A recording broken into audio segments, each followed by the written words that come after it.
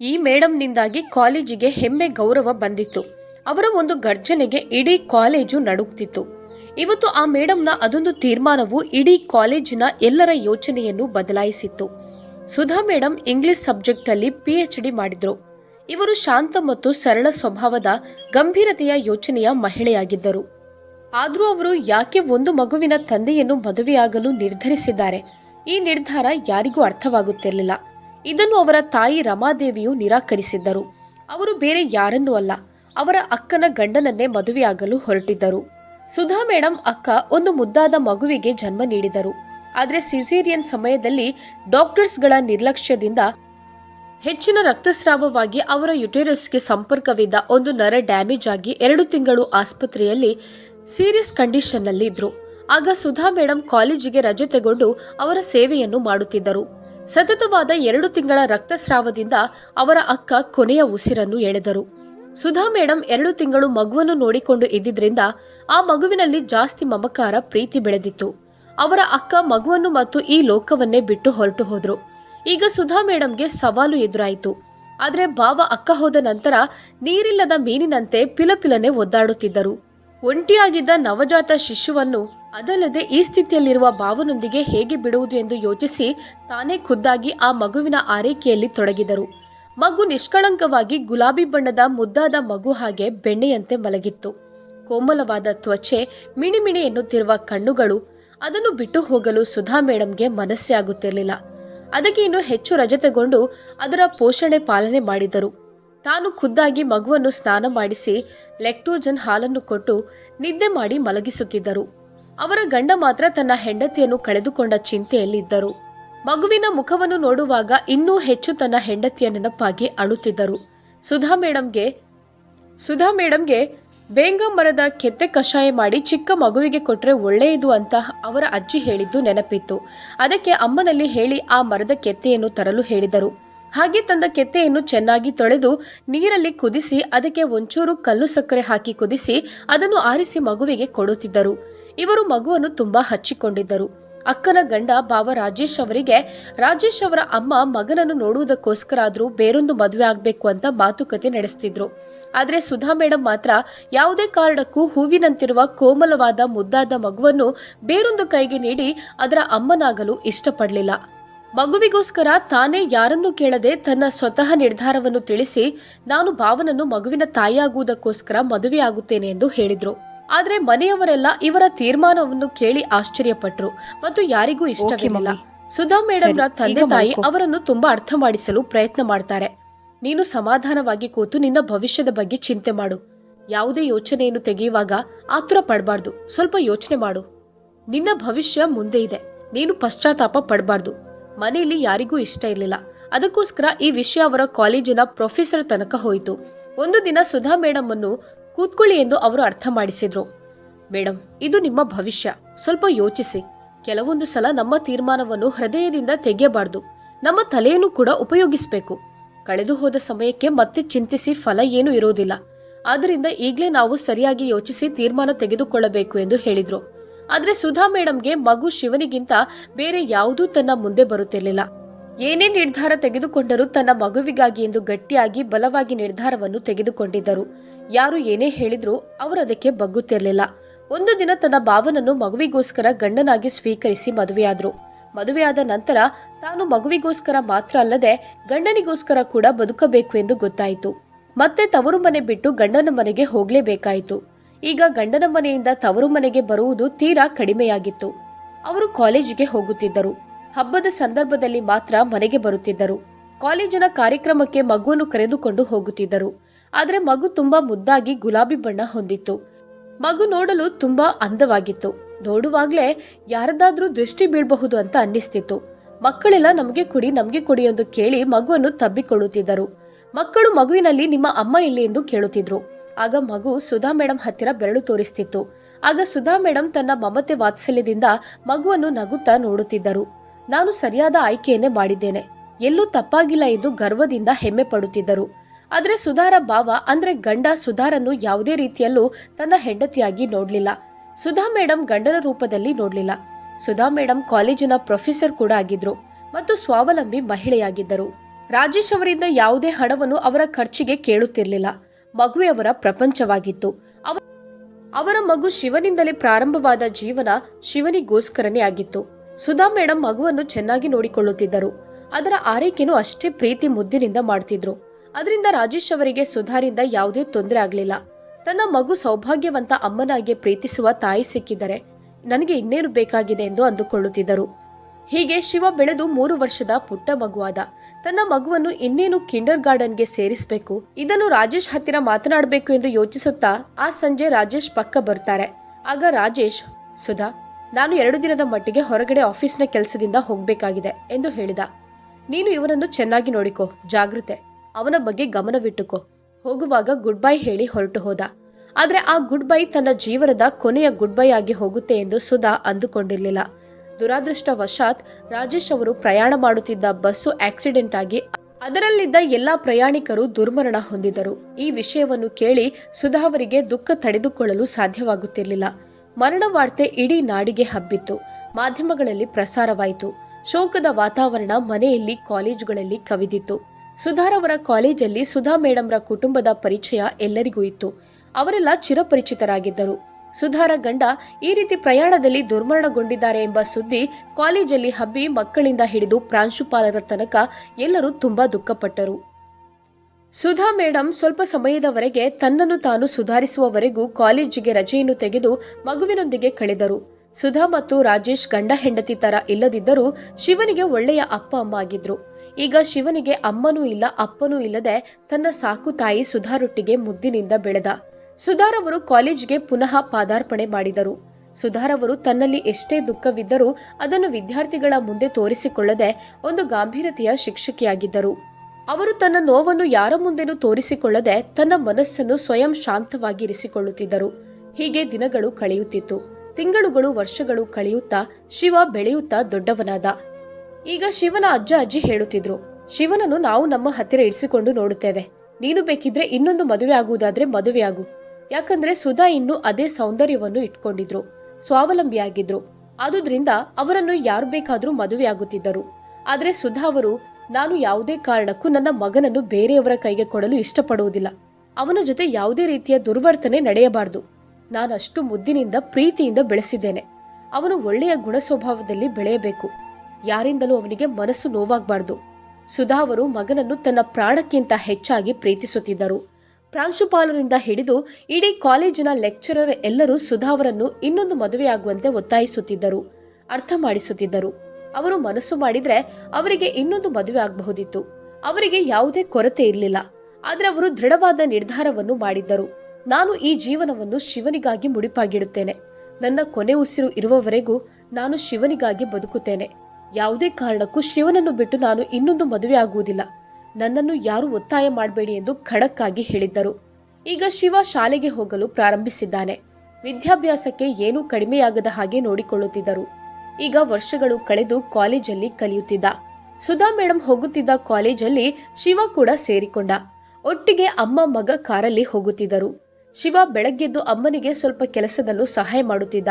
Studies ಕಡೆನೂ ಗಮನ ಕೊಡುತ್ತಿದ್ದ. ತಿಂಡಿ ತಿಂದಾದ ನಂತರ ಒಟ್ಟಿಗೆ ಹೊರಡುತ್ತಿದ್ದರು. ಡಿಗ್ರಿ ಪೂರ್ತಿ ಮಾಡಿ ಪೋಸ್ಟ್ ಗ್ರಾಜ್ಯುಯೇಷನ್ ಮಾಡ್ತಿದ್ದ. ತನ್ನ ಮಗ ಒಳ್ಳೆಯ ವಿದ್ಯಾಭ್ಯಾಸವನ್ನು ಪಡೆಯಬೇಕು, ಸಮಾಜದಲ್ಲಿ ಒಂದು ಒಳ್ಳೆಯ ಹೆಸರನ್ನು ಪಡೆದು ಅವನ ಸ್ಥಾನಮಾನ ಘನತೆ ಎತ್ತರಕ್ಕೆ ಏರಬೇಕು, ಸಮಾಜವನ್ನು ಒಂದು ಒಳ್ಳೆಯ ಹೆಸರಿನಿಂದ ಗುರುತಿಸಬೇಕು ಎಂದೆಲ್ಲ ಕನಸನ್ನು ಇಟ್ಟುಕೊಂಡಿದ್ದರು. ನನ್ನ ಮಗ ಕಲಿತು ವಿದ್ಯಾವಂತನಾಗಿ ಸಮಾಜದ ಮುಂದೆ ಗೌರವವನ್ನು ತರುವಂತ ಕೆಲಸವನ್ನು ಮಾಡಬೇಕು ಎಂಬುದು ಅವರ ಆಸೆಯಾಗಿತ್ತು. ಶಿವ ವಿದ್ಯಾಭ್ಯಾಸವನ್ನು ಪೂರ್ತಿ ಮಾಡಿದ ನಂತರ IAS ಪರೀಕ್ಷೆಗೆ ಬರೆಯಲು ಸಿದ್ಧನಾಗ್ತಿದ್ದ. ಆಗ ಮೇಡಮ್ ಕಾಲೇಜಿಗೆ ರಜೆಯನ್ನು ಕೇಳಿದಾಗ ಅಲ್ಲಿಯ ಪ್ರಾಂಶುಪಾಲರು ತಮಾಷೆ ಮಾಡಿ ನಗುತ್ತಿದ್ದರು. ಏನ್ ಸುಧಾ ಮೇಡಮ್, IAS ಪರೀಕ್ಷೆ ಬರೆಯುವುದು ನೀವಾ ಅಥವಾ ನಿಮ್ಮ ಮಗನ? ಇಷ್ಟು ದೊಡ್ಡವನಾಗಿದ್ದಾನೆ, ಅವನಿಗೆ ಹೇಗೆ ಕಲಿಯಬೇಕು ಅಂತ ಗೊತ್ತಿಲ್ವಾ? ನೀವ್ಯಾಕೆ ರಜೆ ತಗೊಳ್ತೀರಾ? ಇಲ್ಲ ಸರ್, ನನ್ನ ಮಗ ನಾನು ಹತ್ತಿರ ಇಲ್ಲದಿದ್ರೆ ಸರಿಯಾಗಿ ಹೊಟ್ಟೆಗೆ ತಿನ್ನೋದಿಲ್ಲ, ನಿದ್ದೆನೂ ಮಾಡೋದಿಲ್ಲ. ಅವನು ಓದುತ್ತಿರುವಾಗ ನಾನು ಸರಿಯಾದ ಸಮಯದಲ್ಲಿ ಊಟ ತಿಂಡಿ ಮಾಡಿ ಅವನಿಗೆ ಕೊಡುತ್ತೇನೆ, ತಿನ್ನಿಸುತ್ತೇನೆ ಮತ್ತು ಸಮಯಕ್ಕೆ ಸರಿಯಾಗಿ ನಿದ್ದೆ ಮಾಡಲು ಹೇಳುತ್ತೇನೆ. ಆಗ ಅವನ ಆರೋಗ್ಯ ಕೆಡುವುದಿಲ್ಲ, ಓದಿದ್ದೆಲ್ಲ ನೆನಪಿರುತ್ತೆ. ಮೇಡಮ್, ನೀವೊಬ್ರು ಲೆಕ್ಚರ್, ನಿಮ್ಗೆ ಎಲ್ಲ ಗೊತ್ತಿದೆ. ನಾವು ಹೇಳುವ ಅಗತ್ಯ ಇಲ್ಲ. ಅವನು ಬೆಳೆದು ಬಿಟ್ಟಿದ್ದಾನೆ, ಸ್ವಲ್ಪ ಸ್ವಂತ ಓದ್ಲಿ, ಇದಕ್ಕೆಲ್ಲ ರಜೆ ಕೊಡಲು ಆಗುವುದಿಲ್ಲ. ಇಲ್ಲ ಸರ್, ನನಗೆ ರಜೆ ಬೇಕೇ ಬೇಕು. ಇಲ್ಲ ಮೇಡಮ್, ರಜೆ ಕೊಡುವುದು ನಿಮಗೆ ಒಬ್ಬರಿಗೆ ಕೊಟ್ರೆ ನಾಳೆ ಉಳಿದವರು ಬೇರೆನೇ ಕಾರಣ ಹೇಳಿಕೊಂಡು ಬರ್ತಾರೆ. ಆಗ ನಾನು ಅವರಿಗೂ ರಜೆ ಕೊಡಬೇಕಾಗುತ್ತೆ. ಆಗ ನಮ್ಮ ವಿದ್ಯಾರ್ಥಿಗಳ ಭವಿಷ್ಯ ಏನಾಗಬಹುದು? ಎಲ್ಲರೂ ರಜೆ ಕೇಳಿದ್ರೆ ಆಗುತ್ತಾ? ಅದಲ್ಲದೆ ಇನ್ನು ಮಕ್ಕಳಿಗೆ ಎಕ್ಸಾಮ್ ಹತ್ತಿರ ಬರ್ತಿದೆ. ಅವರ ಪೋರ್ಷನ್ ಕೂಡ ಕಂಪ್ಲೀಟ್ ಆಗಬೇಕು. ನೀವು ರಜೆ ತಗೊಂಡ್ರೆ ಅವರಿಗೆ ಕಷ್ಟ ಆಗುತ್ತೆ. ಇಲ್ಲ ಮೇಡಮ್, ನೀವು ಹೋಗಿ ಕ್ಲಾಸ್ ಮಾಡಿ, ನನಗೆ ರಜೆ ಕೊಡುವುದಕ್ಕೆ ಸಾಧ್ಯ ಇಲ್ಲ. ಆಗ ಸುಧಾ ಅವರಿಗೆ ತುಂಬಾ ಬೇಸರವಾಗುತ್ತಿದೆ. ನಾನು ನನ್ನ ಮಗನ ಎಕ್ಸಾಮ್ಗೋಸ್ಕರ ರಜೆ ಕೇಳಿದ್ದೆ, ಆದರೆ ಪ್ರಾಂಶುಪಾಲರು ನಿರಾಕರಿಸಿದ್ದಾರೆ. ನಾನು ನನ್ನ ಮಗನ ಭವಿಷ್ಯಕ್ಕೋಸ್ಕರ ಕೆಲಸ ಮಾಡ್ತಿರೋದು. ಅವನ ಭವಿಷ್ಯ ರೂಪಿಸುವ ಪರೀಕ್ಷೆಯನ್ನು ಬರೆಯುವಾಗ ನಾನು ಅಲ್ಲಿ ಇರಲೇಬೇಕು. ನನಗೆ ಇನ್ನೂ ಈ ಕೆಲಸದ ಅಗತ್ಯ ಇಲ್ಲ. ನನ್ನ ಮಗ ನನ್ನನ್ನು ಮುಂದೆ ನೋಡಿಕೊಳ್ತಾನೆ ಎಂದು ರಿಸೈನ್ ಲೆಟರ್ ಅನ್ನು ಬರೆದು, ಕ್ಷಮಿಸಿ ಸರ್, ನನಗೆ ನನ್ನ ಜಾಬ್ಗಿಂತ ನನ್ನ ಮಗನ ಭವಿಷ್ಯ ಮುಖ್ಯ. ಆದ್ರಿಂದ ನಾನು ಈ ಕೆಲಸಕ್ಕೆ ರಾಜೀನಾಮೆ ನೀಡುತ್ತೇನೆ ಎಂದು ಪತ್ರ ಬರೆದು ಕೊಟ್ಟರು. ಅಲ್ಲಿದ್ದ ಲೆಕ್ಚರರ್, ಪ್ರೊಫೆಸರ್, ವಿದ್ಯಾರ್ಥಿಗಳು ತುಂಬಾ ತಡೆದರು. ಮೇಡಮ್, ನೀವು ಹೋಗಬೇಡಿ, ನಾವು ಪ್ರಾಂಶುಪಾಲರ ಜೊತೆ ಮಾತನಾಡುತ್ತೇವೆ. ನೀವು ಬೇಕು ಮೇಡಮ್, ಇರಿ. ಅವರೇನು ಕೋಪದಲ್ಲಿ ಹೇಳಿರ್ಬೋದು, ಆದರೆ ನೀವು ದಿಢೀರನೆ ಈ ನಿರ್ಧಾರ ತೆಗೆದುಕೊಳ್ಳಬೇಡಿ. ಇಷ್ಟು ವರ್ಷಗಳ ಕಾಲ ಇಲ್ಲಿ ಸೇವೆ ಮಾಡಿ ಈಗ ಒಮ್ಮೆಲೆ ಬಿಡಬೇಡಿ, ನಿಲ್ಲಿ ಮೇಡಮ್. ಆಗ ವಿದ್ಯಾರ್ಥಿಗಳೆಲ್ಲ ಬಿಕ್ಕಿ ಬಿಕ್ಕಿ ಅಳುತ್ತಿದ್ದರು. ಅದರ ಜೊತೆ ಸುಧಾ ಮೇಡಮ್ ಕೂಡ ಕಣ್ಣೀರ್ ಹಾಕುತ್ತಾ ದೃಢ ನಿರ್ಧಾರದಿಂದ ಆ ಕೆಲಸಕ್ಕೆ ರಾಜೀನಾಮೆ ಕೊಟ್ಟು ಮನೆಯಲ್ಲಿ ಮಗನ ಜೊತೆ ರಾತ್ರಿ ಹಗಲೆನ್ನದೆ IAS ಎಕ್ಸಾಮ್ಗಾಗಿ ಪ್ರಿಪೇರ್ ಮಾಡುತ್ತಿದ್ದರು. ಬೇಕಾದ ಎಲ್ಲಾ ಟಿಪ್ಸ್ ಗಳನ್ನು ಹೇಳಿಕೊಡುತ್ತಿದ್ದರು. ಅದು ಅಲ್ಲದೆ ಈ ರೀತಿ ಬರುತ್ತೆ, ಆ ರೀತಿ ಬರುತ್ತೆ, ಅದರಲ್ಲಿ ನೋಡು, ಇದರಲ್ಲಿ ನೋಡು, ಕ್ವೆಶ್ಚನ್ ಪೇಪರ್ ನೋಡು ಎಂದೆಲ್ಲ ಹೇಳಿ ಮಗನನ್ನು ಎಚ್ಚರ ವಹಿಸುತ್ತಿದ್ದರು. ಮಗನಿಗೆ ಸರಿಯಾದ ಸಮಯದಲ್ಲಿ ಅಡುಗೆಯನ್ನು ಮಾಡಿ ಬಾಯಿಗೆ ಉಣಿಸುತ್ತಿದ್ದರು. ಸ್ವಲ್ಪ ನಿದ್ದೆ ಬಂದಾಗ, ನೀನೀಗ ನಿದ್ದೆ ಮಾಡು, ಒಂದು ಅರ್ಧ ಗಂಟೆ ಮಲಗಿ ಮತ್ತೆ ಎದ್ದೇಳು ಎಂದು ಎಬ್ಬಿಸಿ ಸ್ನಾನ ಮಾಡಿಸಿ ಮತ್ತೆ ಚಹಾ ಮಾಡಿಕೊಟ್ಟು ಓದಿಸ್ತಿದ್ರು. ಹೀಗೆ ಸತತ ಪ್ರಯತ್ನದ ನಂತರ ಒಂದು ದಿನ ಹಾಲ್ ಟಿಕೆಟ್ ಸಿಕ್ತು. ಎಕ್ಸಾಮಿನ ದಿನ ಬಂದೇ ಬಿಟ್ಟಿತು. ತಾನು ಎಕ್ಸಾಮಿನ ಹಾಲಿಗೆ ಹೋಗುವಾಗ ಮಗನ ಜೊತೆ ಹೋಗಿ ಹಾಲ್ ಟಿಕೆಟ್ ತಗೊಂಡಿದ್ಯಾ, ಸರಿಯಾಗಿ ನೆನಪಿಸು, ಯೋಚಿಸಿ ಟಿಕ್ ಮಾಡು, ಸರಿಯಾಗಿ ಹೇಳು ಎಂದೆಲ್ಲ ಹೇಳ್ತಿದ್ರು. ಬೇಕಾದ ಎಲ್ಲಾ ಟಿಪ್ಸ್ಗಳನ್ನು ಕೂಡ ಹೇಳುತ್ತಿದ್ರು. ಮಗನಿಗಿಂತ ಹೆಚ್ಚಾಗಿ ಇವರೇ ಭಯಪಟ್ಟಿದ್ದರು. ಸತತ ಪ್ರಯತ್ನದಿಂದ ಎಲ್ಲಾ ಪರೀಕ್ಷೆಯನ್ನು ಶಿವ ಬರೆದು ಮುಗಿಸಿದ. ಈಗ ಅದರ ಫಲಿತಾಂಶಕ್ಕಾಗಿ ಕಾಯುತ್ತಿದ್ದರು. ಸುಧಾ ಮೇಡಮ್ ರಾತ್ರಿ ಹಗಲೆನ್ನದೆ ದೇವರಿಗೆ ಪೂಜೆ ಸಲ್ಲಿಸುತ್ತಾ, ದೇವರಲ್ಲಿ ಬೇಡಿಕೊಳ್ಳುತ್ತಾ ತನ್ನ ಮಗನ ಫಲಿತಾಂಶಕ್ಕಾಗಿ ಕಾಯುತ್ತಿದ್ದರು. ಕೊನೆಗೆ ಒಂದು ದಿನ ಸುಧಾ ಮೇಡಮ್ರ ಸತತ ಪ್ರಯತ್ನ, ಮಗನ ಶ್ರಮದಿಂದ IAS ಪರೀಕ್ಷೆಯ ರಿಸಲ್ಟ್ ಬಂದೇ ಬಿಟ್ಟಿತು. ಅದರಲ್ಲಿ ಶಿವ 1ನೇ ರ್ಯಾಂಕಲ್ಲಿ ಪಾಸಾಗಿದ್ದ. ಇಡೀ ದೇಶದಲ್ಲಿ ಶಿವ ಹೆಸರು ಪ್ರಸಾರವಾಯಿತು. ಎಲ್ಲಾ ಕಡೆಯೂ ಶಿವನದ್ದೇ ಫೋಟೋಗಳು ರಾರಾಜಿಸುತ್ತಿತ್ತು. ನ್ಯೂಸ್ ಮಾಧ್ಯಮಗಳು ಕೂಡ ಬಂದು ಮಾತನಾಡಿಸುತ್ತಿದ್ರು. ಸುಧಾ ಮೇಡಮ್ನ ಕಾಲೇಜುಗಳಲ್ಲಿ ಸುಧಾ ಮೇಡಮ್ನ ಮಗನದ್ದೇ ವಿಷಯ. ಅವರ ಸತತ ಪ್ರಯತ್ನದಿಂದ ಮಗ ಇವತ್ತು ಫಸ್ಟ್ ರ್ಯಾಂಕ್ ಅಲ್ಲಿ ಪಾಸ್ ಆಗಿದ್ದಾನೆ. ಮಗನ ಶ್ರಮ, ಅಮ್ಮನ ಪ್ರಯತ್ನ ಒಟ್ಟಿಗೆ ಸೇರಿ ಫಸ್ಟ್ ರ್ಯಾಂಕ್ ಬಂದಿದೆ ಎಂದೆಲ್ಲ ಹೊಗಳುತ್ತಿದ್ದರು. ಆದರೆ ಸುಧಾ ಮೇಡಮ್ ತನ್ನ ಮಗನ ಫಲಿತಾಂಶವನ್ನು ನೋಡಿ ಸಂತೋಷದಿಂದ ಅಳುತ್ತಿದ್ದರು. ತನ್ನ ಕಣ್ಣಲ್ಲಿ ನಂಬಲು ಅವರಿಗೆ ಅಸಾಧ್ಯವಾಗಿತ್ತು. ಆ ಸಂತೋಷದ ಕ್ಷಣಗಳು ಹೇಗೆ ಮಾಡಿದ್ರೂ ಜೀರ್ಣವಾಗುತ್ತಿರಲಿಲ್ಲ. ನನ್ನ ಬಳಿ ಎಷ್ಟು ದೊಡ್ಡ ಒಳ್ಳೆಯ ಸಿಹಿಯಾದ ಸುದ್ದಿಯನ್ನು ತಂದಿದ್ಯಾ ದೇವ್ರೆ, ನಿನ್ಗೆ ಧನ್ಯವಾದಗಳು ಎಂದು ದೇವರಿಗೆ ನಮಸ್ಕರಿಸುತ್ತಿದ್ದರು. ಫಲಿತಾಂಶ ಬಂದಾಗ ಶಿವ, ಅಮ್ಮ, ನೀನು ಎಕ್ಸಾಮ್ ಹಾಲಿಗೆ ಹೋಗುವಾಗ ಮುಂಚೆ ಏನೆಲ್ಲ ಹೇಳಿದೆ ಅದೇ ರೀತಿ ಬಂದಿತ್ತು. ನೀನು ಹೇಳಿಕೊಟ್ಟ ಟಿಪ್ಸ್ನಿಂದಾಗಿ ನಾನು ಇಷ್ಟೊಂದು ಒಳ್ಳೆಯ ಅಂದ್ರೆ ಫಸ್ಟ್ ರ್ಯಾಂಕ್ ಬರಲು ಸಾಧ್ಯವಾಯಿತು ಎಂದು ಹೇಳಿ ಅಮ್ಮನನ್ನು ತಬ್ಬಿಕೊಂಡು ಅತ್ತನು. ಸರಿಯಾದ ರೀತಿಯಲ್ಲಿ ಕೂಡ ಇಂಟರ್ವ್ಯೂ ಮಾಡಿದ್ದ. ಸುಧಾ ಮೇಡಮ್ಗೆ ಕೆಲವೊಮ್ಮೆ ನನ್ನ ಮಗ ಫಸ್ಟ್ ರ್ಯಾಂಕ್ ಅಲ್ಲಿ ಪಾಸ್ ಆಗಿದ್ದಾನೆಂದು ನಂಬಲೇ ಆಗ್ತಿರ್ಲಿಲ್ಲ. ಮೇಡಮ್ಗೆ ಕಾಲ್ ಮಾಡಿ ಶುಭಾಶಯ ಹೇಳುತ್ತಿದ್ದರು. ಕಾಲೇಜಿನಿಂದ ಮಕ್ಕಳು, ಸಹಪಾಠಿಗಳು ಕಾಲ್ ಮಾಡಿ ಮೆಸೇಜ್ ಮಾಡಿ ಕಂಗ್ರ್ಯಾಚುಲೇಷನ್ ಎಂದು ಹೇಳುತ್ತಿದ್ರು. ಆಗ ಸಂತೋಷದಿಂದ ಹೆಮ್ಮೆ ಪಟ್ಟುಕೊಳ್ಳುತ್ತಿದ್ದರು. ಸುಧಾ ಮೇಡಮ್ ಅನ್ನು ಮಗನ ಎಕ್ಸಾಮ್ ಮುಗಿದಾದ ನಂತರ ಕಾಲೇಜಿನ ಪ್ರಾಂಶುಪಾಲರು ಫೋನ್ ಮಾಡಿ, ಬನ್ನಿ ನೀವು ಸೇರಿಕೊಳ್ಳಿ ಎಂದು ಕರೆದಿದ್ದರು. ಆಗ ಅವರ ಮಾತಿಗೆ ಬೆಲೆ ಕೊಟ್ಟು ನಿರಾಕರಿಸದೆ ಗೌರವದಿಂದ ಸೇರಿಕೊಂಡರು. ಹೀಗೆ ಅವರು ತಮ್ಮ ಡ್ಯೂಟಿಗೆ ಹೋಗುತ್ತಿದ್ದರು. ಇಲ್ಲಿ ಮಗ ಎಲ್ಲಾ ಇಂಟರ್ವ್ಯೂಗಳನ್ನು ಅಟೆಂಡ್ ಮಾಡಿದ. ನಂತರ ಅದೇ ಊರಲ್ಲಿ ಕಲೆಕ್ಟರ್ ಆಗಿ ಆಯ್ಕೆಯಾದ. ಆದ ನಂತರ ತಾನು ಆಫೀಸಿಗೆ ಹೋಗುವಾಗ ಅಮ್ಮನನ್ನು ಕಾಲೇಜಿಗೆ ಬಿಟ್ಟು ಹೋಗ್ತಿದ್ದ. ಬರುವಾಗ ಕಾಲೇಜಿಗೆ ಬಂದು ಅಮ್ಮನನ್ನು ಕರೆದುಕೊಂಡು ಹೋಗ್ತಿದ್ದ. ಹೀಗೆ ದಿನಗಳು ಕಳೆಯುತ್ತಾ ಸಂತೋಷವಾಗಿದ್ದರು. ದಿನಗಳು ಕಳೆದು ವರ್ಷಗಳೇ ಕಳೆಯಿತು. 2 ವರ್ಷ ಆದ ನಂತರ ಒಂದು ದಿನ ಸುಧಾ ಮೇಡಮ್ ಅಂದುಕೊಳ್ತಾರೆ, ಇನ್ನು ನಾನ್ಯಾಕೆ ದುಡಿಬೇಕು, ನನ್ನ ಮಗ ದುಡಿದು ತರ್ತಾನಲ್ವಾ, ಅದು ಸಾಕಾಗೋದಿಲ್ವಾ, ನಮ್ಮ ಹೊಟ್ಟೆ ತುಂಬಲು, ಮನೆ ಖರ್ಚು ಸಾಗಲು. ನನ್ನ ಮಗ ಈಗ IAS ಆಫೀಸರ್ ಆಗಿದ್ದಾನೆ. ನಾನಿನ್ನು ಮನೆಯನ್ನು ನೋಡಿಕೊಳ್ಳುತ್ತಾ ಮಗನನ್ನು ನೋಡಿಕೊಳ್ಳುತ್ತೇನೆ ಎಂದು ಒಂದು ದಿನ ರಾತ್ರಿ ಮಗನಲ್ಲಿ ಹೇಳ್ತಾರೆ. ಮಗನೇ ಶಿವ, ನಾನಿನ್ನು ಕಾಲೇಜಿಗೆ ಹೋಗೋದಿಲ್ಲ, ಮನೆಯಲ್ಲೇ ಇದ್ದು ಬಿಡುತ್ತೇನೆ. ಸರಿ ಅಮ್ಮ, ನಾನು ನಿನ್ನಲ್ಲಿ ಹೇಳಬೇಕು ಅಂತ ಅಂದುಕೊಂಡಿದ್ದೆ.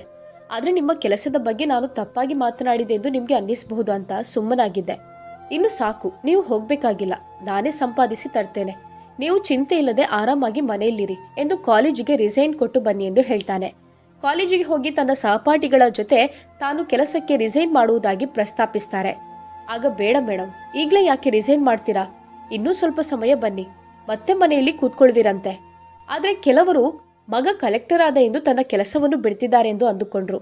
ಕೆಲವರು ನೋಡಿ ಮಗ ಕಲೆಕ್ಟರ್ ಆಗಿ ತನ್ನ ಗತ್ತನ್ನು ತೋರಿಸಿದ ಮಗ ಅಮ್ಮನನ್ನು ಮನೆಯಲ್ಲಿ ಹೇಗೆ ಕೂತ್ಕೊಳಿಸ್ತಿದ್ದಾನೆ, ಇದೇ ಕೆಲಸದಿಂದ ಅಮ್ಮ ತನ್ನನ್ನು ಕಲೆಕ್ಟರ್ ಮಾಡಿದ್ದು ಅಂತ ಮರೆತು ಬಿಟ್ಟಿದ್ದಾನೆ.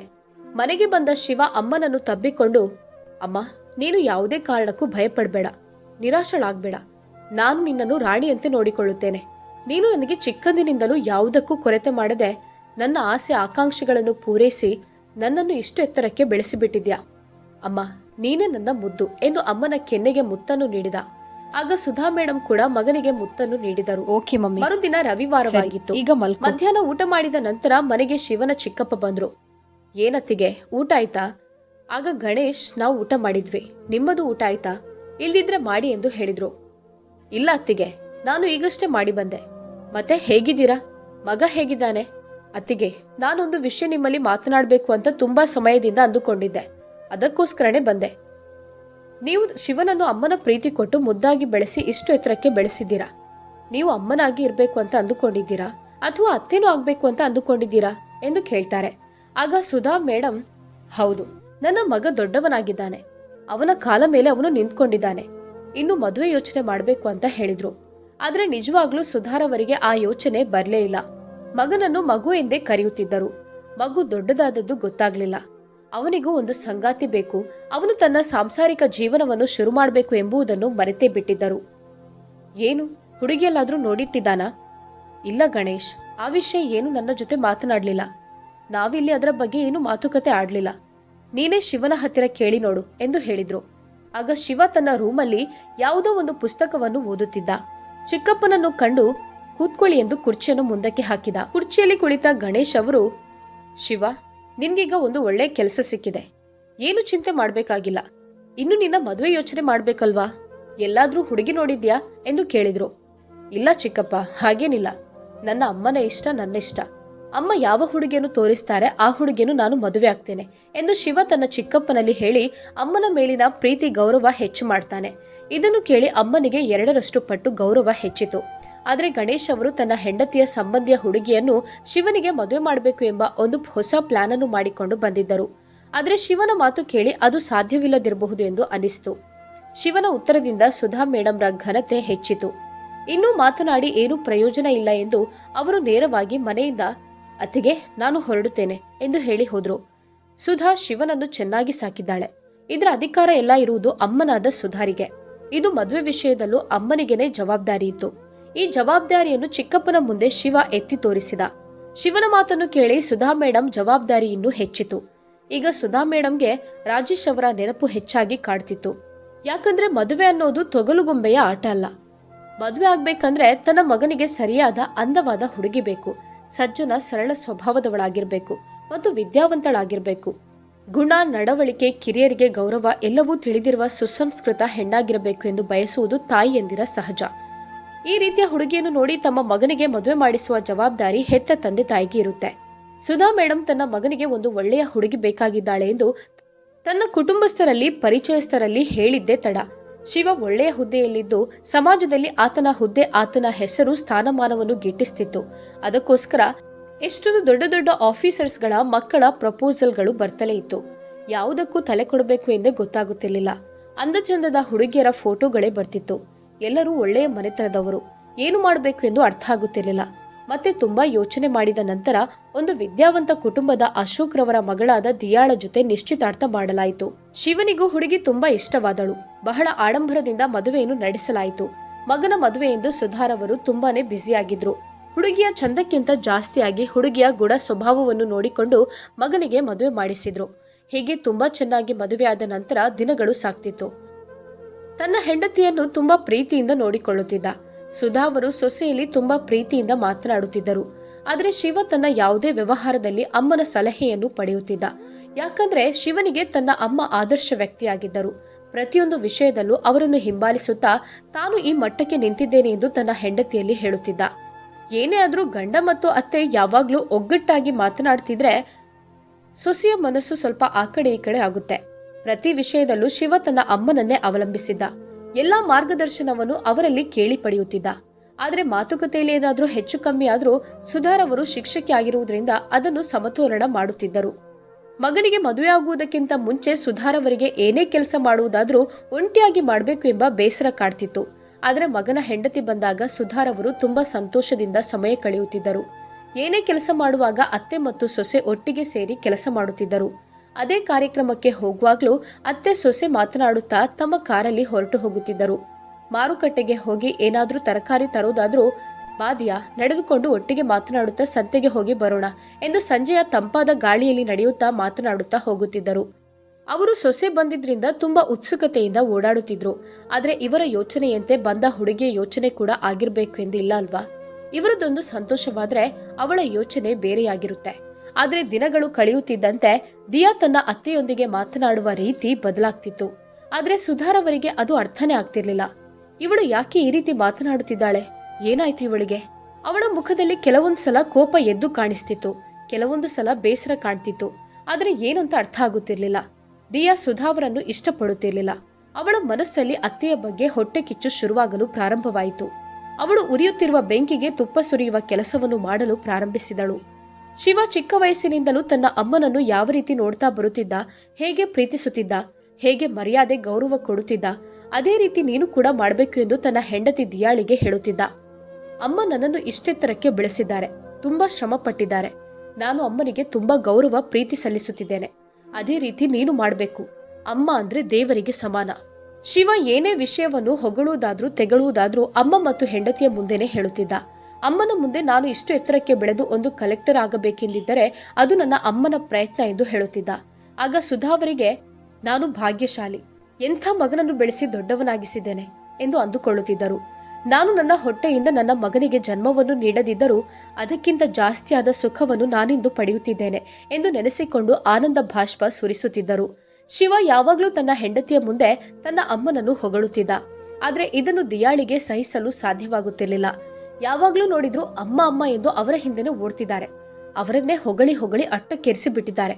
ಇವರಿಗೆ ಮಾತ್ರ ಅಮ್ಮ ಇರೋದಾ, ಬೇರೆ ಯಾರಿಗೂ ಇಲ್ವಾ ಎಂದು ಅವಳು ಅಂದುಕೊಳ್ಳುತ್ತಿದ್ದಳು.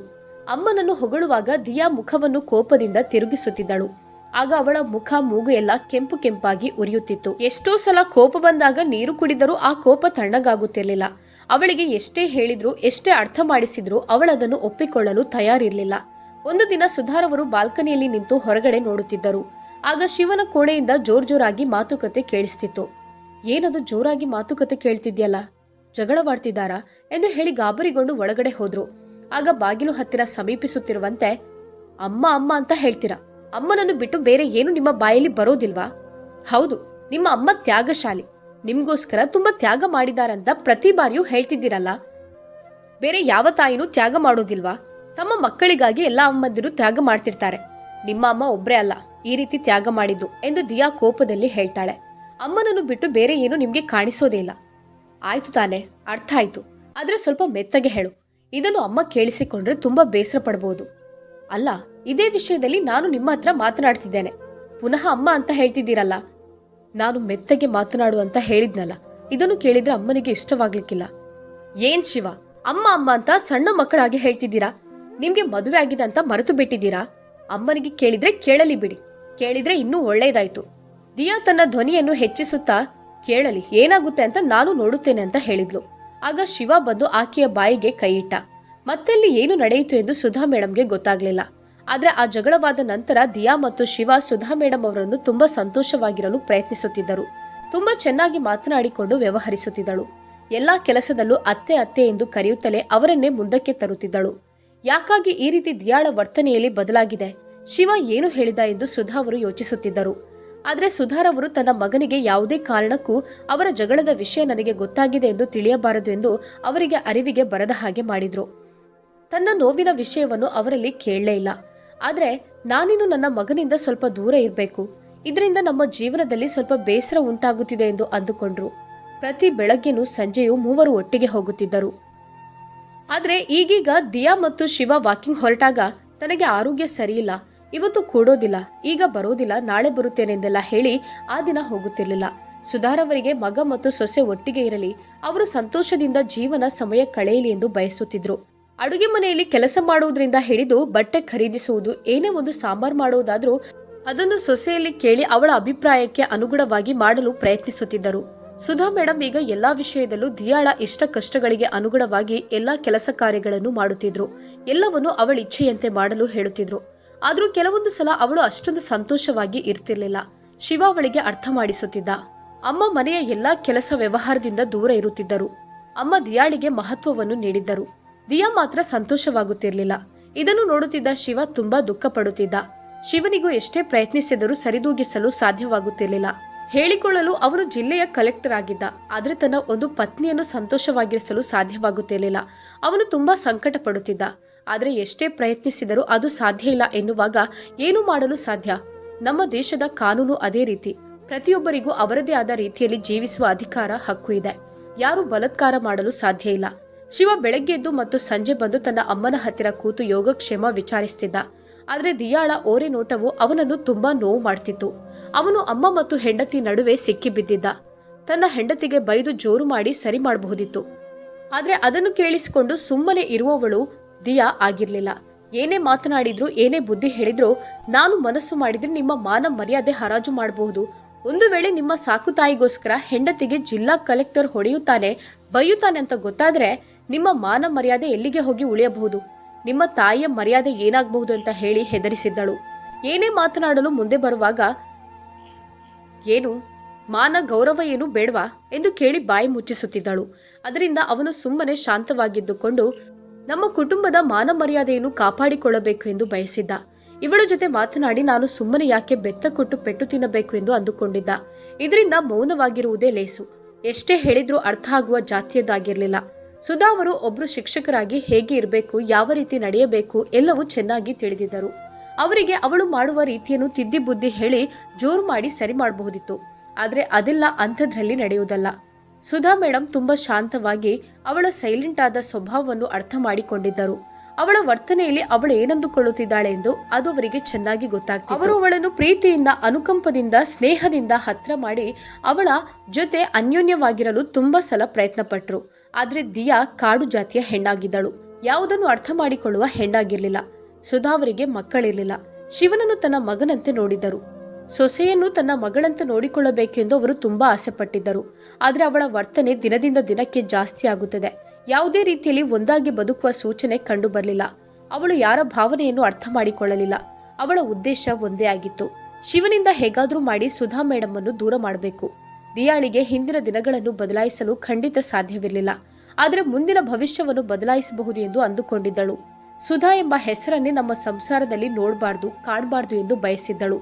ಸುಧಾ ಅವರು ಶಿವನನ್ನು ಬಾಲ್ಯದಿಂದಲೇ ಸಾಕಿ ನೋಡಿಕೊಂಡಿದ್ದಾರೆ. ಎಷ್ಟೋ ಮಂದಿಯನ್ನು ನೋಡಿದ್ದರು, ಎಷ್ಟೇ ಅನುಭವಗಳನ್ನು ಪಡೆದಿದ್ರು, ಎಷ್ಟೇ ಜೀವನದ ಕಥೆಗಳನ್ನು ಓದಿದ್ದರು, ತಮ್ಮ ಪಾಠದಲ್ಲಿ ಮಕ್ಕಳಿಗೆ ಎಷ್ಟೋ ಜೀವನ ಘಟನೆಗಳ ಬಗ್ಗೆ ವಿವರಣೆಯನ್ನು ಮಾಡಿದ್ದರೂ ಅದರಿಂದ ಸುಧಾರವರಿಗೆ ಕಷ್ಟವಾಗಲಿಲ್ಲ.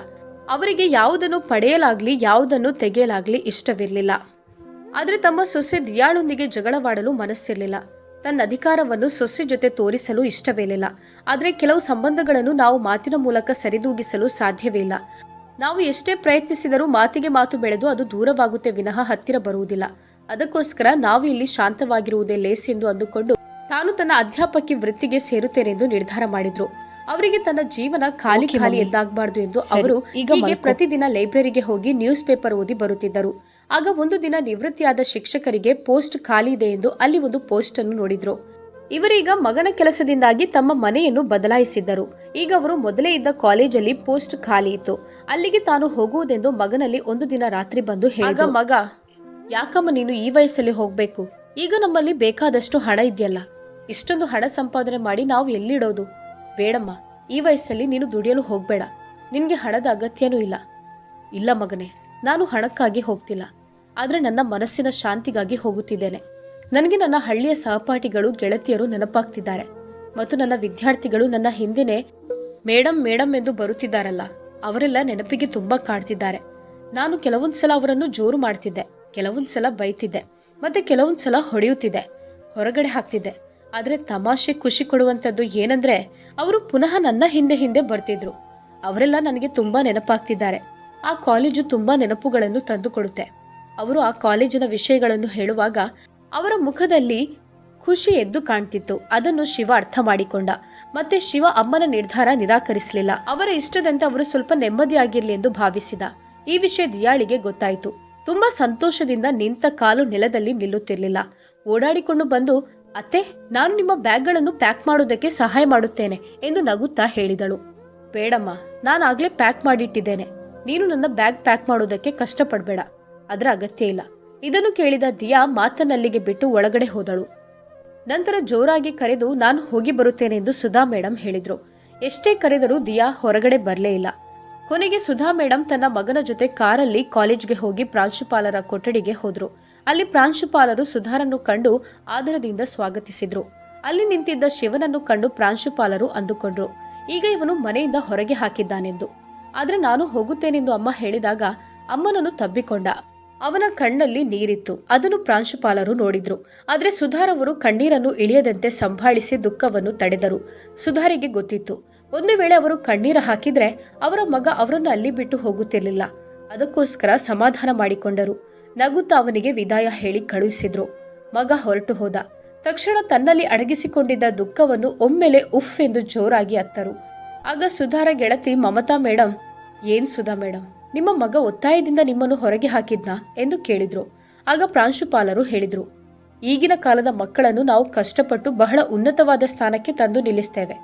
ತಾವು ತಮ್ಮ ಕಾಲ ಮೇಲೆ ನಿಂತಾಗ ಅಮ್ಮ ಅಪ್ಪನ ತ್ಯಾಗ, ತಪಸ್ಸು, ಕಷ್ಟ ಎಲ್ಲವನ್ನೂ ಮರೆತು ಬಿಡ್ತಾರೆ. ಪ್ರಾಂಶುಪಾಲರು ಅಷ್ಟು ಹೇಳುವಾಗ ಸುಧಾ ಮೇಡಮ್, ಇಲ್ಲ ಸರ್, ನೀವು ತಪ್ಪಾಗಿ ಅರ್ಥ ಮಾಡಿಕೊಂಡಿದ್ದೀರಾ. ನನ್ನ ಮಗ ಅಂಥವನಲ್ಲ. ಅವನು ನನ್ನನ್ನು ಇಲ್ಲಿಗೆ ಕಳುಹಿಸಲು ಇಷ್ಟಪಡಲಿಲ್ಲ. ನಾನು ಒತ್ತಾಯದಿಂದ ಇಲ್ಲಿಗೆ ಬಂದೆ. ಆಗ ಮಮತಾ ಮೇಡಮ್, ನೀವೇ ಒತ್ತಾಯದಿಂದ ಬಂದ್ರಾ? ಹೌದು, ನಾನೇ ನನ್ನ ಇಷ್ಟದಿಂದ ಒತ್ತಾಯಪೂರ್ವಕವಾಗಿ ಮಗನನ್ನು ಒಪ್ಪಿಸಿ ಇಲ್ಲಿಗೆ ಬಂದಿದ್ದೇನೆ.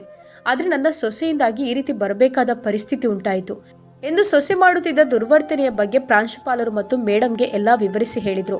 ಆಗ ಅವರು ಸುಧಾ ಮೇಡಮ್ ಮಾತನ್ನು ಕೇಳಿ ಬಾಯಿಗೆ ಕೈಯಿಟ್ಟು ಕಣ್ಣು ಬಿಟ್ಟು ನೋಡಿದ್ರು.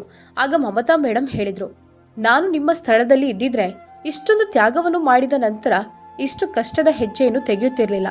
ನನ್ನ ಸೊಸೆ ಎದುರು ಮಾತನಾಡುವ ಬಾಯಿಯನ್ನು ಮುಚ್ಚಿಸಿ ಅವಳಿಗೆ ಸರಿಯಾದ ಪಾಠವನ್ನು ಕಲಿಸ್ತಿದ್ದೆ. ಅದರ ಪರಿಣಾಮ ಏನೇ ಆಗಿದ್ರೂ ಮತ್ತೆ ನೋಡ್ತಿದ್ದೆ. ಆದರೆ ನೀವು ಇಷ್ಟೊಂದು ತಾಳ್ಮೆ ಹೇಗೆ ತಗೋತೀರಾ? ಹೇಗೆ ಸಹಿಸಿಕೊಳ್ತೀರಾ? ಆಗ ಸುಧಾರವರು ನಗುತ್ತಾ ಹೇಳಿದ್ರು, ಇಲ್ಲ ಮಮತಾ ಮೇಡಮ್, ಕೆಲವೊಂದು ಸಲ ನಾವು ಕಷ್ಟಕರವಾದ ನಿರ್ಧಾರವನ್ನು ತೆಗೆದುಕೊಳ್ಳಬೇಕಾಗುತ್ತದೆ. ಇದು ಅನಿವಾರ್ಯ ಕೂಡ ಆಗಿರುತ್ತೆ. ನಾವು ಮಾತನಾಡಿ ಜಗಳ ಆಡಿ ಅಲ್ಲಿ ಸಂಬಂಧವನ್ನು ಕಳೆದುಕೊಳ್ಳುವುದಕ್ಕಿಂತ ಅವರನ್ನು ಅವರ ಪಾಡಿಗೆ ಬಿಟ್ಟು ಸಂಬಂಧವನ್ನು ಚೆನ್ನಾಗಿಡುವುದು ಒಳ್ಳೆಯದಲ್ವಾ? ನಾವು ಬೇರೆ ಯಾರಿಗೋಸ್ಕರ ಮಾಡುವುದಿಲ್ಲ ತಾನೆ. ನಾನು ಮಾಡಿದ್ದು ನನ್ನ ಮಗನಿಗೋಸ್ಕರ, ನನ್ನ ಪ್ರೀತಿಯ ಮಗನ ಪ್ರೀತಿಗೋಸ್ಕರ. ನನ್ನ ಸೊಸೆ ಇವತ್ತೆಲ್ಲ ನಾಳೆಯಾದ್ರೂ ನನ್ನನ್ನು ಅರ್ಥ ಮಾಡಿಕೊಳ್ಬಹುದು. ಆದರೆ ಸುಧಾರವರ ಮಾತನ್ನು ಕೇಳಿ ಎಂಥ ತ್ಯಾಗಮಯಿ ಅಮ್ಮ, ಯಾರಿಗೂ ಸಿಗಲು ಸಾಧ್ಯ ಇಲ್ಲ ಎಂದು ಹೇಳಿದ್ರು. ಆಗ ಸುಧಾ ಅವರ ಕಣ್ಣಲ್ಲಿ ಕಣ್ಣೀರು ಹರಿಯುತ್ತಿತ್ತು. ಆಗ ಪ್ರಾಂಶುಪಾಲರು, ಮಗಳೇ, ನಾನು ನಿನ್ನ ಅಪ್ಪನಿಗೆ ಸಮ. ಆದರೆ ಇಷ್ಟು ನನ್ನ ಅನುಭವದಲ್ಲಿ ನನಗೆ ಅರಿಯದ ಪಾಠವನ್ನು, ಜೀವನದ ಪಾಠವನ್ನು ಹೇಳಿಕೊಟ್ಟಿದೆಯಾ? ಸಂಬಂಧಗಳೆಂದ್ರೆ ಹೇಗಿರ್ಬೇಕು, ಹೇಗಿದ್ರೆ ಸಂಬಂಧಗಳು ಉಳಿಯಬಹುದು ಅನ್ನೋದನ್ನ ನನಗೆ ತಿಳಿಸಿದ್ಯಾ? ದೇವ್ರು ನಿನ್ಗೆ ಖಂಡಿತವಾಗಿ ಒಳ್ಳೇದು ಮಾಡ್ತಾನೆ ಮಗಳೇ. ಆಗ ಮಮತಾ ಮೇಡಮ್ ಕೂಡ, ಹೌದು, ನಾನು ನಿನ್ನ ಗೆಳತಿಯಾಗಿದ್ದಕ್ಕೆ ಸಾರ್ಥಕಳಾದೆ. ಇವತ್ತು ನಿನ್ನಿಂದ ತುಂಬಾ ಪಾಠವನ್ನು ಕಲಿತೆ. ನಿಮ್ಮಂಥವರಿಗೆ ಈ ರೀತಿ ಆಗ್ಬಾರ್ದು. ಆದ್ರೆ ಎಲ್ಲವನ್ನೂ ಸಹಿಸಿಕೊಂಡು ನೀನು ತ್ಯಾಗ ಮಾಡ್ತಿದ್ಯಲ್ಲ, ಅದಕ್ಕೆ ಒಂದು ಸೆಲ್ಯೂಟ್ ಇದೆ ಎಂದು ಹೇಳಿದ್ರು. ಅವರು ಮೂವರು ಅದರೊಳಗಡೆ ಮಾತನಾಡುತ್ತಿದ್ದರು. ಆಗ ಒಬ್ಬೊಬ್ಬರಿಗೆ ಸುಧಾ ಮೇಡಮ್ ಪುನಃ ನಮ್ಮ ಕಾಲೇಜಿಗೆ ಬಂದಿದ್ದಾರೆ ಎಂದು ಮಾಹಿತಿ ಸಿಕ್ಕಿತು. ಆಗ ಒಬ್ಬೊಬ್ಬರು ಅಲ್ಲಿ ಬಂದು ಸೇರಿದ್ರು. ಎಲ್ಲರೂ ಪ್ರಾಂಶುಪಾಲರ ಕೊಠಡಿಗೆನೆ ಧಾವಿಸಿದ್ದರು. ಆಗ ಸುಧಾ ಮೇಡಮ್, ನೀವಲ್ಲಿ ಹೊರಗಡೆ ನಿಲ್ಲಿ, ನಾನು ಬರುತ್ತೇನೆ, ನಿಮ್ಮಲ್ಲಿ ಮಾತನಾಡಿಸುತ್ತೇನೆ ಎಂದು ತನ್ನೆಲ್ಲ ಡಾಕ್ಯುಮೆಂಟ್ಸ್ಗಳನ್ನು ಪ್ರಾಂಶುಪಾಲರಿಗೆ ನೀಡಿ ಹೊರಗಡೆ ಹೋಗಿ ವಿದ್ಯಾರ್ಥಿಗಳೊಂದಿಗೆ ಮಾತನಾಡಿ ಸಂತೋಷಪಟ್ಟರು. ಅವರಿಗೆ ಕಾಲೇಜಿನ ವತಿಯಿಂದ ಒಂದು ವಸತಿ ಕೊಠಡಿ ನೀಡಲಾಗಿತ್ತು. ಅದರಲ್ಲಿ ಯಾರಾದರೂ ಒಂದು ಹುಡುಗಿಯರು ಇವರ ಜೊತೆ ಇರುತ್ತಿದ್ದರು. ಇದರಿಂದ ಅವರು ತುಂಬಾ ಸಂತೋಷವಾಗಿದ್ದರು. ಆದರೆ ಅಲ್ಲಿ ಅಮ್ಮ ಇಲ್ಲದೆ ಮಗ ಶಿವ ತುಂಬಾ ನೊಂದುಕೊಂಡಿದ್ದ. ಅವನಲ್ಲಿ ಚಲಿಸುತ್ತಿರುವ ಯಂತ್ರವಾಗಿ ಆ ಕಡೆ ಈ ಕಡೆ ಮನೆಯಿಂದ ಆಫೀಸಿಗೆ, ಆಫೀಸಿಂದ ಮನೆಗೆ ಚಲಿಸ್ತಿದ್ದ. ಆದರೆ ತಾನು ಹುಟ್ಟಿದಾಗಿನಿಂದ ಇಲ್ಲಿಯ ತನಕ ಒಂದು ದಿನವೂ ಅಮ್ಮನಿಲ್ಲದೆ ಇರಲಿಲ್ಲ. ಎಲ್ಲಿಯಾದರೂ ಕೆಲಸದ ನಿಮಿತ್ತ ಹೊರಗಡೆ ಹೋದಾಗ ಮಾತ್ರ ಅಮ್ಮನನ್ನು ಮಿಸ್ ಮಾಡಿಕೊಳ್ಳುತ್ತಿದ್ದ. ಈಗ ತುಂಬಾ ದುಃಖ, ನೋವನ್ನು ಅನುಭವಿಸ್ತಿದ್ದ. ಆದರೆ ಯಾರಲ್ಲಿ ಹೇಳುವ ಹಾಗೆ ಇರಲಿಲ್ಲ. ಹೆಂಡತಿ ಏನೇ ಒಂದು ವಸ್ತು ತರಲು ಹೇಳಿದರೂ ತಾನು 4 ವಸ್ತುಗಳನ್ನು ತಂದು ಕೊಡುತ್ತಿದ್ದ. ಅವಳಿಗೆ ಯಾವುದರಲ್ಲೂ ಕಡಿಮೆ ಮಾಡುತ್ತಿರಲಿಲ್ಲ. ಆದರೆ ಒಂದು ದಿನವೂ ಅವಳ ಜೊತೆ ನಗುತ್ತಾ ಮಾತನಾಡಲಿಲ್ಲ. ಅವನು ಸಂತೋಷವಾಗಿರಲಿಲ್ಲ ಮತ್ತು ಅವಳು ಏನೇ ಮಾತನಾಡಿದ್ರೂ ಅದಕ್ಕೆ ಹಾ ಮತ್ತು ಹೂ ಎಂದು ಮಾತ್ರ ಹೇಳುತ್ತಿದ್ದ. ಅದನ್ನು ಬಿಟ್ಟು ಬೇರೇನೂ ಮಾತನಾಡುತ್ತಿರಲಿಲ್ಲ. ದಿಯಾ ಅವಳ ಅಮ್ಮನಲ್ಲಿ ಫೋನ್ ಮಾಡಿ ತನ್ನ ಗಂಡನ ಬಗ್ಗೆ ಹೇಳುತ್ತಿದ್ದಳು. ಅವರೇನು ಮಾತನಾಡೋದಿಲ್ಲ, ತುಂಬಾ ಸೈಲೆಂಟ್ ಆಗಿದ್ದಾರೆ. ಆಗ ಅವರು ಹೇಳುತ್ತಿದ್ರು, ಏನು ಚಿಂತೆ ಮಾಡಬೇಕಾದ ಅಗತ್ಯ ಇಲ್ಲ. ತನ್ನ ಗೆಳತಿಯರ ಜೊತೆನೂ ಈ ವಿಷಯದ ಬಗ್ಗೆ ಪ್ರಸ್ತಾಪ ಮಾಡಿದ್ದಳು. ಅವರು ಇದೇ ಸಲಹೆಯನ್ನು ನೀಡುತ್ತಿದ್ದರು. ಆದರೆ ಯಾರು ಏನೇ ಹೇಳಿದ್ರೂ ಇವಳಿಗೆ ಸುಖ ಅನ್ನೋದು ಇರಲಿಲ್ಲ. ಮನಸ್ಸಿಗೆ ನೆಮ್ಮದಿ ಆಗ್ತಿರ್ಲಿಲ್ಲ. ಎಲ್ಲಾ ಸುಖದ ಮುಂದೇನೂ ಗಂಡನ ಸುಖ ತುಂಬಾ ದೊಡ್ಡದಾಗಿರುತ್ತೆ. ಒಂದು ವೇಳೆ ಗಂಡ ಸುಖದಲ್ಲಿ ಸಂತೋಷದಲ್ಲಿ ಇಲ್ಲ ಅಂದ್ರೆ ನಮ್ಗೆ ಯಾವುದ್ರಲ್ಲೂ ಸಂತೋಷವಾಗಿರಲು ಸಾಧ್ಯ ಇಲ್ಲ. ಸಂತೋಷ ಮಾಯವಾಗಿ ದುಃಖ ಹತ್ತಿರ ಬರುತ್ತಿದೆ. ಸಮಯ ಹೀಗೆ ಮುಂದುವರೆದಿತ್ತು. ಶಿವ ಏನೂ ಮಾತನಾಡುತ್ತಿರಲಿಲ್ಲ. ಅಗತ್ಯವಿದ್ದದ್ದನ್ನು ಮಾತ್ರ ಮಾತನಾಡುತ್ತಾ ಹೇಳಿದ್ದನ್ನು ತಂದುಕೊಡುತ್ತಾ ಹೀಗೆ ದಿನ ಕಳೆಯುತ್ತಿದ್ದ. ಅವನಿಗೆ ತನ್ನ ಅಮ್ಮನದ್ದೇ ಚಿಂತೆ ಕೊರಗು ಕಾಡಿತ್ತು. ದಿಯಾ ಚಿಂತೆ ಮಾಡಿ ನೆಮ್ಮದಿಯನ್ನ ಕಳೆದುಕೊಂಡು ಏಕಾಂಗಿತನವನ್ನು ಅನುಭವಿಸುತ್ತಿದ್ದಳು. ಇದರಿಂದ ಡಿಪ್ರೆಷನ್ಗೆ ಒಳಗಾದಳು. ದಿಯಾ ಒಮ್ಮೊಮ್ಮೆ ಅಡುಗೆ ಮಾಡುತ್ತಿದ್ದಳು, ಒಮ್ಮೊಮ್ಮೆ ಅಡುಗೆಯನ್ನು ಮಾಡುತ್ತಿರಲಿಲ್ಲ. ಇದರಿಂದ ತನ್ನ ಗಂಡನ ಬಾಯಿಂದ ಬೈಗುಳವನ್ನು ಕೇಳಬೇಕಾಗಿತ್ತು. ಏನೋ ಒಂಥರ ಚಿಂತೆ ಮಾಡುತ್ತಾ ಆಲೋಚನೆ ಮಾಡುತ್ತಿದ್ದಳು. ಇದರಿಂದ ಅಡುಗೆ ಕೆಲಸಕ್ಕೆ, ಮನೆ ಕೆಲಸಕ್ಕೆ ಕೆಲಸದ ಆಳುವನ್ನು ಇಡಬೇಕಾಯಿತು. ಕೆಲಸದ ಆಳು ಬಂದಾಗಿನಿಂದ ಎಲ್ಲವನ್ನೂ ಅವಳಲ್ಲಿ ಕೇಳಿ ಪಡೆಯುತ್ತಿದ್ದ. ಆದ್ದರಿಂದ ಇವಳಲ್ಲಿ ಏನು ಕೇಳುವ ಅಗತ್ಯವೂ ಇರಲಿಲ್ಲ.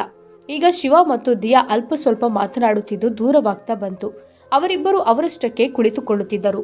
ತನ್ನ ಗಂಡ ತನ್ನಲ್ಲಿ ಮಾತನಾಡುವುದಿಲ್ಲ ಎಂದು ಕೊರಗಿ ಯಾವಾಗಲೂ ಅಳುತ್ತಾ ರಾತ್ರಿ ಇಡೀ ನಿದ್ದೆ ಮಾಡದೆ ಇರುತ್ತಿದ್ದಳು.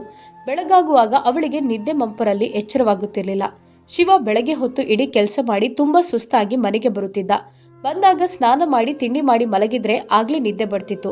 ಬೆಳಗ್ಗೆ ಬೇಗನೆ ಎದ್ದು ತನ್ನ ಕೆಲಸಕ್ಕೆ ಹೋಗುತ್ತಿದ್ದ. ಹೀಗೆ ಇವರಿಬ್ಬರ ಜೀವನ ದಿನದಿಂದ ದಿನಕ್ಕೆ ತುಂಬಾ ಹೀನಾಯವಾಗ್ತಿತ್ತು.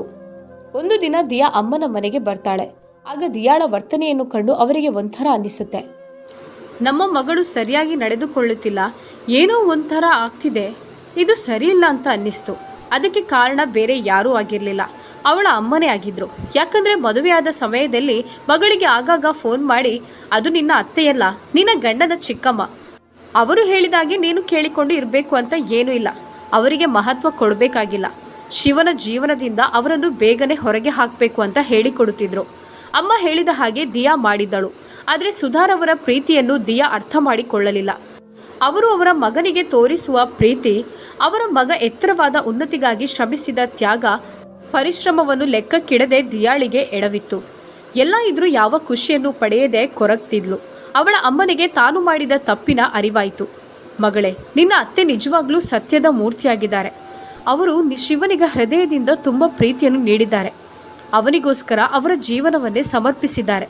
ನಾವು ಅವರನ್ನು ಸಾಧಾರಣ ಮಹಿಳೆ ಅಂತ ಅಂದುಕೊಂಡಿದ್ದೆವು, ಆದರೆ ಅವರು ನಿಜವಾಗ್ಲೂ ಒಂದು ಅಸಾಧಾರಣವಾದ ಮಹಿಳೆಯಾಗಿದ್ದಾರೆ, ಬದುಕಿರುವ ದೇವಿಯಾಗಿದ್ದಾರೆ. ನೀನು ಸುಖ ಶಾಂತಿ ನೆಮ್ಮದಿಯಿಂದ ಜೀವಿಸಬೇಕೆಂದು ಬಯಸುವುದಾದರೆ ಅವರ ಹತ್ತಿರ ಹೋಗಿ ಅವರ ಕ್ಷಮೆ ಕೇಳು ಮತ್ತು ನಿನ್ನ ಗಂಡನ ಹತ್ತಿರ ಕೂಡ ಕ್ಷಮೆ ಕೇಳು. ಸುಖದಿಂದ ಒಟ್ಟಿಗೆ ಜೀವಿಸಿ ಮತ್ತೆ ಮೊದಲಿನ ಹಾಗೆ ಸಂತೋಷದಿಂದ ಇರಬಹುದು. ಇಲ್ದಿದ್ರೆ ನಮ್ಮ ಜೀವನದ ಸ್ಥಿತಿ ಹೇಗೆ ಆಗಬಹುದು ಅಂತ ಗೊತ್ತಿಲ್ಲ. ಶಿವ ತನಗೆ ಅಮ್ಮನನ್ನು ನೋಡಬೇಕೆಂದು ಅನಿಸಿದಾಗ ಹೋಗಿ ಅಮ್ಮನ ಜೊತೆ ಕೂತು ಕಷ್ಟ ಸುಖ ಮಾತನಾಡುತ್ತಾ ಸಂತೋಷ ಪಡ್ತಾನೆ. ತನ್ನ ಅಮ್ಮನ ಪ್ರೀತಿಯನ್ನು ಪಡೆಯುತ್ತಾನೆ.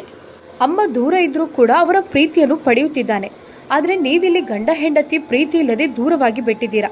ನಿನಗೆ ಸಂತೋಷವಾಗಿ ನೆಮ್ಮದಿಯಾಗಿ ಜೀವಿಸಬೇಕಾಗಿದ್ರೆ ಅತ್ತೆ ಮತ್ತು ಗಂಡನಲ್ಲಿ ಕ್ಷಮೆ ಕೇಳಲೇಬೇಕು. ದಿಯಾಳಿಗೆ ಅಮ್ಮನ ಮಾತು ಅರ್ಥವಾಯಿತು. ಅವಳು ಅಮ್ಮನ ಜೊತೆ ಅತ್ತೆಯನ್ನು ಭೇಟಿಯಾಗಲು ಹೋದಳು. ಅಲ್ಲಿ ಹೋಗಿ ನೋಡಿದಾಗ ಅವರು ಕಣ್ಣು ಬಿಟ್ಟು ನೋಡಿದ್ರು. ಶಿವ ಅವನ ಅಮ್ಮನ ಹತ್ತಿರ ಕೂತು ಒಟ್ಟಿಗೆ ಮಾತನಾಡುತ್ತಿದ್ದ. ಅಮ್ಮ, ಎಷ್ಟು ದಿನಗಳಾಗಿತ್ತು ನಿಮ್ಮ ಕೈಯ ಅಡುಗೆಯನ್ನು ತಿನ್ನದೆ. ನನಗೆ ನಿಮ್ಮ ಅಡುಗೆಯ ರುಚಿಗಳು ತುಂಬ ನೆನಪಾಗ್ತಿತ್ತು.